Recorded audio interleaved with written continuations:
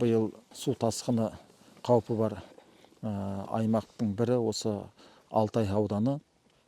Мұнда 10 канал, 71 арық бар, 124 су өткізу нысандары бар. Мұның барлығы біздің күнделікті бақылауымызда. Біз қазір Зубовск кентінің жанында тұрмыз. Бұл жерде мұзды жару жұмыстары жүргізіледі.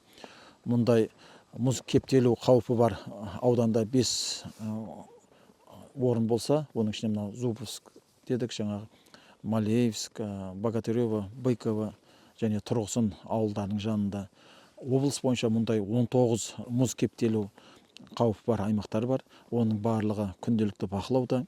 Біз бұл топан суының алдын алу жұмыстарын өткен жылы жазда бастадық. Жазда, күзде жұмыстар жүргізілді.